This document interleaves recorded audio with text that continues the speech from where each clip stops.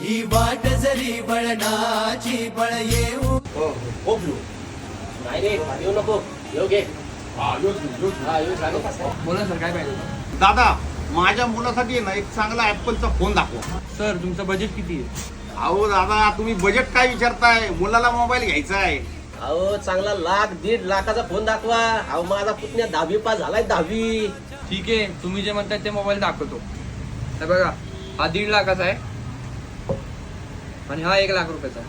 योच येऊ नाही येऊ घ्यायचंय. हो दादा येऊ केवढ्याचं सांगा. दादा, हा 1.5 लाख रुपये. दादा, मी एक बोलू का? हा बोला की. खूप आनंदाची गोष्ट आहे. मुलगा पास झाला म्हणून तुम्ही त्याला ₹1,00,000 रुपयाचा मोबाईल देताय. हो पण तुम्हाला असं नाही वाटत का, तुम्ही त्याला शिक्षणापासून वंचित करताय आणि त्याला कुठेतरी चुकीच्या मार्गावर घेऊन जाताय? कसं काय हो दादा, मला काही समजलं नाही. मला सांगा, तुमच्या मुलाला किती टक्के पडले?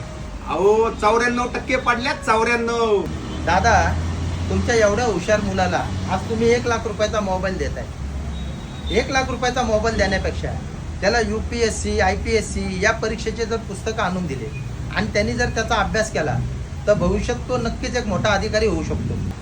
हा ₹1,00,000 रुपयाचा मोबाईल देण्यापेक्षा आत्ताच्या आत्ता तुम्ही जावा, मार्केटमधून पुस्तकं घ्या, त्याला ती पुस्तकं द्या आणि त्याच्या शिक्षणाकडे लक्ष द्या.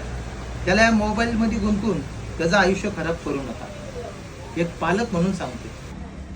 दादा बरोबर बोलतात. आपण मोबाईल घेण्यापेक्षा त्याला पुस्तकं घेऊन दिली पाहिजे.